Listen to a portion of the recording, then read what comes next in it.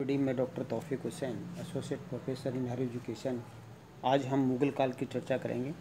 हमने सल्तनत काल की चर्चा की और मध्यकाल को, जैसा कि हमने देखा कि मध्यकाल को दो भागों में, भारत के इतिहास के मध्यकाल को दो भागों में विभाजित किया जाता है, सल्तनत काल और मुग़ल काल। मुग़ल काल है वो 1526 से प्रारंभ होता है और 1707 तक औरंगजेब की मृत्यु तक समाप्त होता है। तो इस मुग़ल काल का जो संस्थापक है वो बाबर को माना जाता है, जिसका पूरा नाम ज़हीरुद्दीन मोहम्मद बाबर था। और बाबर का जन्म 14 फरवरी 1483 को मध्य एशिया के एक छोटे से जगह फरगना के अंदर हुआ। इनके पिता का नाम उमर शेख मिर्ज़ा था, जो फरगना के शासक थे। और ये तैमूर लंग के वंशज थे। जो तैमूर लंग, जिसके बारे में हमने पढ़ा कि नासिरुद्दीन महमूद के समय में इसने भारत पे आक्रमण किया था। ये भी समरकंद का शासक था और इसने एक विशाल साम्राज्य की स्थापित किया था। लड़ाकू था और लूटमार करता था। और इसकी जो माता है वो चंगेज़ खां, जो कुतुब निगार थी, जो चंगेज़ खां की वंशज थी। तो कहने का मतलब बाबर मध्य एशिया के दो जो योद्धा हैं, उन दोनों का ब्लड इसमें था। एक और वह तैमूर, पिता की ओर से तैमूर और माता की ओर से मंगोल। तो मध्य एशिया की दो जो प्रसिद्ध लड़ाकू जाति है, उनका अपने आप को वंशज मानता था। और इन दोनों वंशजों को मिलाकर के बाबर ने एक नए वंश को जन्म दिया, जिसको मुग़ल कहा जाता था। अर्थात बाबर एक चौथाई तुर्क था। तुर्क और मंगोल है, उसको आपस में मिला करके एक नया वंश बना, जिसको मुग़ल कहा जाता था। तो भारत में मुग़ल वंश का जो संस्थापक है वो बाबर को माना जाता है। बाबर है का जो पिता है उमर शेख मिर्ज़ा है, वो एक साधारण थे, ज़्यादा असाधारण प्रतिभा के धनी नहीं थे, लेकिन महत्वाकांक्षी ज़्यादा थे। और एक जैसे बाबर अपने आत्मकथा तुझ के बाबरे में कहता है कि वो नाटे कद के थे और कबूतर उड़ाते थे, और कबूतर उड़ाते वक्त गिरने से उनकी मृत्यु हो जाती है। और ऐसी स्थिति में 12 वर्ष की छोटी सी आयु में बाबर फरगना का शासक बन जाता है। मध्य एशिया की फरगना है, उसका शासक है वो बाबर बन जाता है 1494 में। तो 1494 में बाबर मध्य एशिया का जो शासक है वो बन जाता है उमर शेख मिर्ज़ा की मृत्यु के पश्चात। और इसके पश्चात 1494 से जो 1502 तक बाबर है वो फरगना का शासक रहता है। और 1505 से 1525 तक बाबर है वो काबुल का शासक रहता है। और 1526 से 1530 के बीच बाबर हिंदुस्तान का शासक रहता है। तो देखिएगा 1494 में बाबर जो प्रारंभ से अत्यंत महत्वाकांक्षी थे, और वो तैमूर की तरह, अपने जो पूर्वज है तैमूर है उसकी तरह मध्य एशिया में एक विशाल साम्राज्य की स्थापना करना चाहते थे। उसकी एम्बिशंस थी बाबर की। और उज़्बेक नेता शबानी खां जो है उज़्बेक के कारण से वो मध्य एशिया के अंदर है। बाबर को विशेष सफलता नहीं मिली। और 1502 में जो सरे पुल का युद्ध है उसमें शबानी खां ने, जो उज़्बेक था शबानी खां, उसने बाबर को पराजित कर दिया। और ऐसी स्थिति में बाबर की ये महत्वाकांक्षा कि वो मध्य एशिया में अपने जो पूर्वज है उसकी राजधानी समरकंद पर अधिकार करेगा और वहाँ का शासक बनेगा, वो सपना उसका चकनाचूर हो जाता है। तो ऐसी स्थिति में मध्य एशिया से जब सरे पुल के युद्ध के अंदर जब पराजित होने के पश्चात कई दिनों तक वो भटकता रहता है। और इसके पश्चात 1505 के अंदर है वो बाबर है वो भटकता हुआ है, वो अफ़गानिस्तान आता है और वहाँ काबुल पर वो अधिकार कर लेता है। और काबुल का शासक है वो 1505 में बन जाता है। 1505 से 1525 तक बाबर है वो काबुल का शासक रहता है। तो इसके जीवन का दूसरा चरण है वो 1505 में शुरू होता है, 1525 तक है। और 1526 से 1530 के बीच में बाबर है वो भारत पर राज्य करता है, क्योंकि बाबर काबुल के छोटे से राज्य से संतुष्ट नहीं था। वह अपने राज्य का विस्तार करना चाहता था। मध्य एशिया में उसके विस्तार की कोई गुंजाइश नहीं थी, क्योंकि शबानी खां ने उसको पराजित कर दिया था। और ऐसी स्थिति में अब उसके साम्राज्य विस्तार का एक ही रास्ता था, वो भारत के अंदर है वो अपने साम्राज्य विस्तार की योजना बनाई। उस समय भारत के अंदर है लोधी वंश का शासन था, जैसे कि आपने देखा। तो लोधी वंश का इब्राहिम लोधी है उसका शासन था। और इब्राहिम लोधी है वो हालांकि जो बहलोल लोधी है उसने जो अपने लोधी साम्राज्य को है वो संगठित करने का प्रयास किया। उसने सरकी राजवंश के हुसैन शाह को पराजित करके उसको जौनपुर को अपने राज्य के अंदर है वो मिलाया। और जो एक तरह से इसके समय के अंदर काफ़ी अफ़गानी है वो भारत के अंदर भी आते हैं लेकिन उसके बाद में सिकंदर लोदी है, उसने अपने पिता के कार्य को आगे बढ़ाया। उसने बिहार प्रांत को दिल्ली का अंग बनाया, आगरा की स्थापना की, मुक्त व्यापार की नीति अपनाई। लेकिन सिकंदर लोदी के पश्चात जो इब्राहिम लोदी शासक बना, उसने उसके समय के अंदर उसने जो उसके समय में जो अमीर वर्ग है वो काफ़ी नाराज़ हो जाते हैं। और इसमें जो जलाल खान लोदी है, जो इब्राहिम लोदी का छोटा भाई था, वो एक प्रकार से उसको अमीर है वो जौनपुर का शासक बना देते हैं। इब्राहिम लोदी से प्रसन्न नहीं था तो जलाल खान को जहर दे करके इब्राहिम लोदी मार देता है, और बाकी और भी जो उसके प्रतिद्वंदी अमीर हैं उनको भी वो एक एक करके मौत के घाट उतार देता है। तो ऐसी स्थिति में इब्राहिम लोदी के कारण, इब्राहिम लोदी की जो नीतियाँ हैं उसके कारण से जो अमीर वर्ग है वो काफ़ी नाराज़ थे।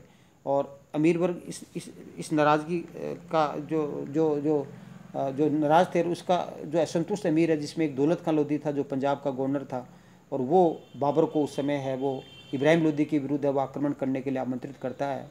और वो कहता है कि ये कायर है और ये इससे जनता असंतुष्ट है, अमीर वर्ग नाराज़ है, इसलिए आप आक्रमण करके दिल्ली पे अधिकार कर लें।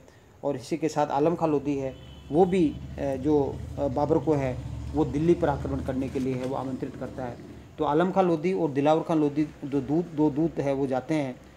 जो दौलत खां लोदी का लड़का जो दिलावर खां लोदी था, और आलम खां लोदी जो कि इब्राहिम लोदी का चाचा था, ये दोनों है वो इब्राहिम लोदी के विरुद्ध है बाबर से सैनिक सहायता प्राप्त करने के लिए है वो बाबर के पास जाते हैं। और इसी के साथ बाबर अपनी आत्मकथा में कहता है कि राणा सांगा जो मेवाड़ का शासक था वो भी इब्राहिम लोदी के विरुद्ध है वो सहायता देने का वादा करता है। तो इस प्रकार बाबर अपनी आत्मकथा तुझ के बाबरी में कहता है कि इस समय भारत में राजनीतिक रूप से संगठित नहीं था, और भारत में इस समय 5 मुस्लिम राज्य थे, जिसमें मालवा है, गुजरात है, दिल्ली में इब्राहिम लोदी था, बंगाल है, बेमनी है।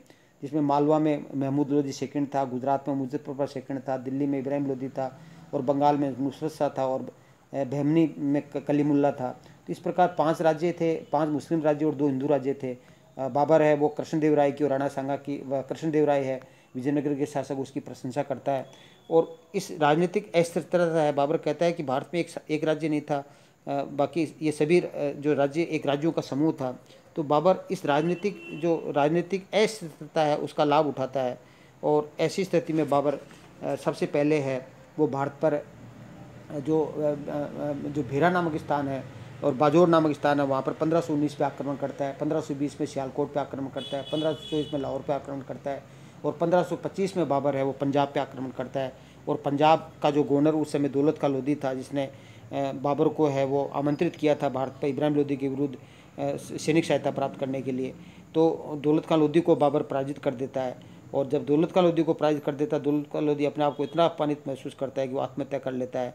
और ऐसी स्थिति में अब बाबर की जो साम्राज्य की सीमाएं हैं वो इब्राहिम लोदी के साम्राज्य की सीमा से मिलने लग जाती हैं। तो ऐसी स्थिति में दोनों के मध्य युद्ध असंभव हो जाता है, और इसके फलस्वरूप है जो बाबर और जो दिल्ली और आगरा का जो शासक था इब्राहिम लोदी है, उसके मध्य है वो पानीपत का प्रथम युद्ध होता है 21 अप्रैल 1526 को। तो इब्राहिम लोदी एक प्रकार से जो बाबर से है वो पंजाब वापस छीनने का प्रयास करता है, और इसके फलस्वरूप दोनों के मध्य है वो पानीपत का प्रथम युद्ध होता है। और पानीपत के प्रथम युद्ध में बाबर है वो इब्राहिम लोदी को है वो पराजित कर देता है। तो पानीपत है वो हरियाणा के पास में है। तो बाबर पानीपत के युद्ध में इब्राहिम लोदी को जो पराजित कर देता है, इसके पीछे प्रमुख कारण ये था कि इसके कई कारण थे। बाबर के पास एक तो एक तोपखाना था, और जबकि अफगानों के पास तोपखाना नहीं था, इब्राहिम लोदी के पास कोई तोपखाना नहीं था। तोपखाना और घुड़सवार सेना का एक वैज्ञानिक समन्वय था, जबकि इब्राहिम लोदी के पास हाथी थे। तोपखाने का प्रयोग बाबर ने वो तुर्कों से सीखा, और इसके दो तोपची थे, मुस्तफ़ा और उस्ताद अली है, उसने महत्वपूर्ण भूमिका अदा की। इब्राहिम लोदी की तुलना में बाबर के पास अधिक कुशल अनुभवी सेनानायक थे, क्योंकि बाबर की सेना के अंदर कुशल सेनानायक थे। मध्य एशिया में बाबर ने कई युद्ध लड़े थे, इसके कारण से वो युद्ध का अनुभव उन्हें प्राप्त था। एक प्रशिक्षित सेना थी, जबकि इब्राहिम लोदी के पास भाड़े की सेना थी जिन्होंने पानीपत के युद्ध में उतना कौशल नहीं दिखाया। बाबर के द्वारा इस युद्ध में एक मध्य एशिया में प्रचलित एक युद्ध की एक प्रमुख शैली जिसको तुगलकमा पद्धति कहा जाता है। तो उस तुगलकमा पद्धति है जो एक प्रकार से मध्य एशिया की विभिन्न युद्ध शैलियों का एक समन्वय था। तो उस तुलुगुमा जो पद्धति है, उस पद्धति को बाबर ने उज़्बेकों से सीखी। और तुलुगुमा पद्धति में 2 सैनिक टुकड़ियाँ होती थी जो सेना के दोनों कोनों पर खड़ी हो जाती थी, और जिनका मुख्य रूप से शत्रु को पीछे से जाकर के आक्रमण करना होता था। तो इस तुगलुमा पद्धति पीछे से उसको घेर लेते थे, चारों ओर से दुश्मन की सीमा को घेर लेते थे। इस तुलगुमा पद्धति है, इसने भी इब्राहिम लोदी को पराजित करने में महत्वपूर्ण भूमिका दी। अफगानों के अंदर इब्राहिम लोदी जो अफगान थे, जो सैनिक थे और जो अमीर थे, उनके मध्य एकता का भाव था, क्योंकि इब्राहिम लोदी ने बहुत से अमीरों को है वो नाराज़ कर दिया था। इसलिए अधिकांश अमीर वो तटस्थ भी रहे। इब्राहिम लोदी की सेना में अधिकांश सेना भाड़े की सेना थी, नियमित सैनिक नहीं थे। भारत में इस समय भाड़े के सैनिकों में युद्ध में लेने की परंपरा थी। तो इन विभिन्न कारणों से है वो बाबर है वो इब्राहिम लोदी को पराजित करने में सफल हो जाता है। तो बाबर ने इब्राहिम लोदी को जो पराजित किया पानीपत के प्रथम युद्ध में, तो इसका ये परिणाम हुआ कि इस युद्ध के बाद भारत में लोदी वंश और दिल्ली सल्तनत का शासन का अंत हो जाता है, और बाबर भारत में मुगल साम्राज्य की स्थापना बाबर के द्वारा कर दी जाती है। एक नया वंश स्थापित हो जाता है। और इस युद्ध के बाद बाबर द्वारा अफगान शक्ति को छिन भिन कर दिया गया, अर्थात थोड़ी बहुत शक्ति रही जो बाद में घाघरा के युद्ध के अंदर है, वो बाबर इसको अफगानों की शक्ति का पूर्ण दमन कर देता है। और इस युद्ध के बाद बाबर ने आगरा और दिल्ली पर अधिकार कर लिया, और आगरा में विक्रमजीत के खजाने से उसे कोहिनूर प्राप्त हुआ। तो बाबर ने